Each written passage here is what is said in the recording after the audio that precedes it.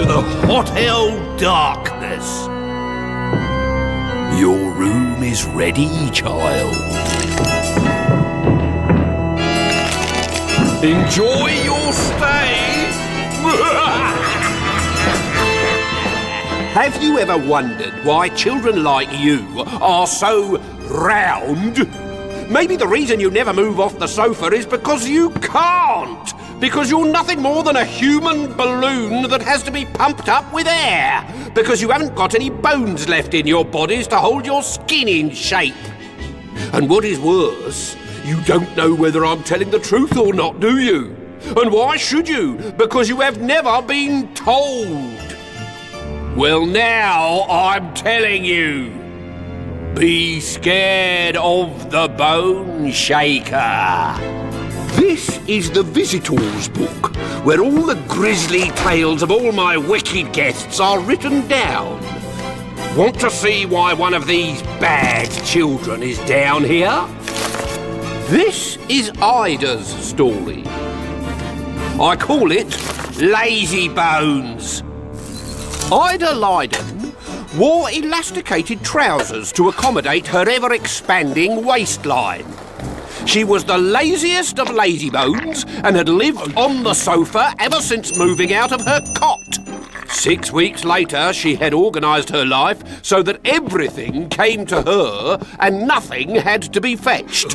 Not by her, at any rate. Concerned that 8 straight years on the sofa might not be good for her health, Ida's parents booked her in for a checkup at the doctor's. My guess is that she got a taste for the easy life when you were carrying her about in your tummy, Mrs. Lydon, and hasn't changed her taste since.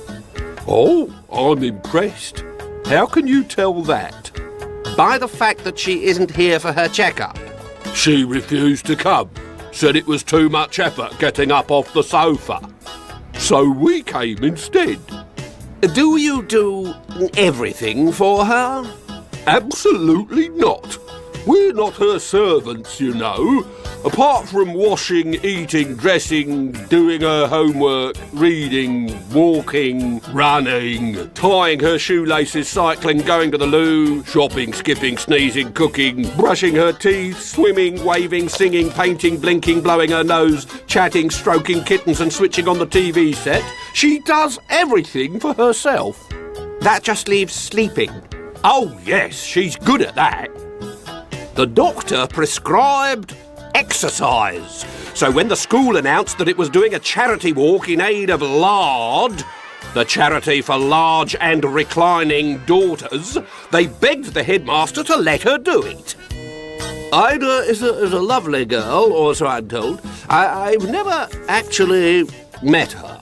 She doesn't like school, I noticed. So she doesn't come in. It's not the teachers or the lessons, it's just the getting up and getting in that defeats her. She did come in once, but the school lost her. She was found fast asleep on her own coat hook. Ah, yes. Too lazy to take off her coat, I remember. Anyway, back to the charity walk. It's just that with younger pupils taking part and with their tendency to get upset at the slightest thing, I really don't think it would be a good idea if Ida died on the course. Do you think she might? Well, she hasn't moved since she was born, has she? Apart from that day on the coat hook. Apart from that day, yes. So her heart is going to be a little unused to exercise. This was the wake-up call that Mr. and Mrs. Lydon needed. We've got to put a stop to her laziness or she'll die. Listen to this. Lazy people have lazy bones. Get rid of the bones and the laziness will disappear too. Or so says the Boneshaker, the latest wacky craze to come out of Japan.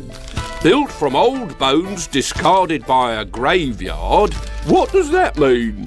The ancient cemetery of Nagashoni sits on the edge of a cliff.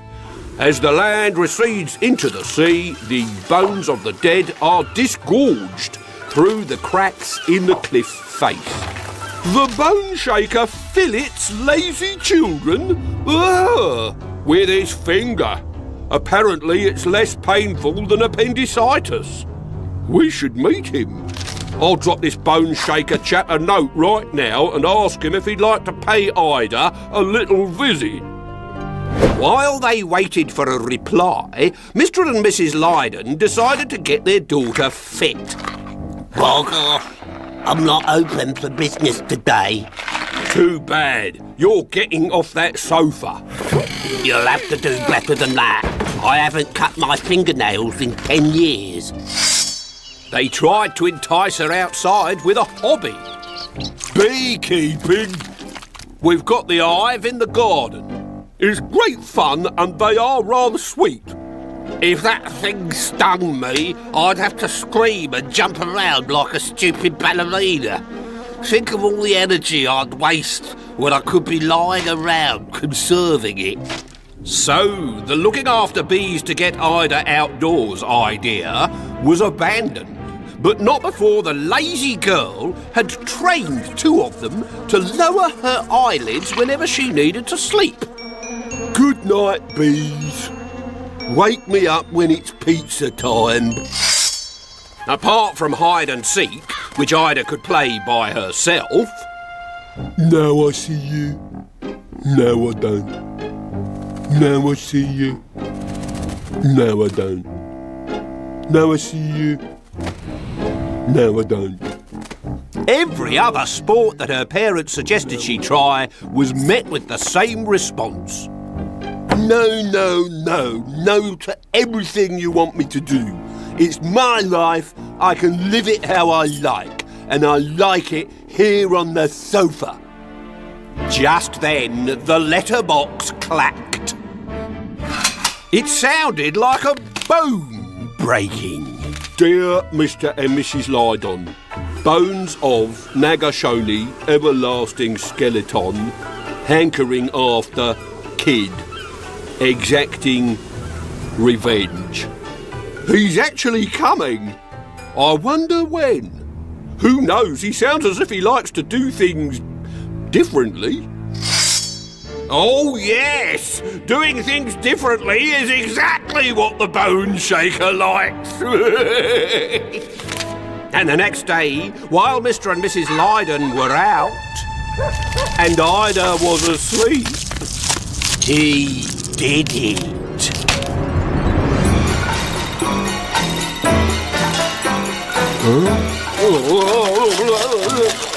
What's going on? Quiet. I'm listening. As I thought, lazy bones. Oh! Oh, what's that? Your heart. You've never heard it beat before because you've never taken exercise before. Or ever been quite so scared. I'm not scared. Maybe not now, but you will be. The head bone's not connected to the neck bone. The neck bone's not connected to the chest bone. And the chest bone's not connected to the hip bone. Because they're all in my hands. And he relieved the lazy girl of every lazy bone in her body. When Mr. and Mrs. Lydon returned from the shops, Ida, they found their filleted daughter in a state of skeletal collapse, lying like a deflated parachute on the floor. They picked her up and took her out of the house for the second time in her life, to the garage, where they pumped her full of air. Look, Mummy, it's Balloon Girl. If you listen carefully, I think you can hear Ida now, calling to me from her bedroom. Night, night, Porter. I need pumping up.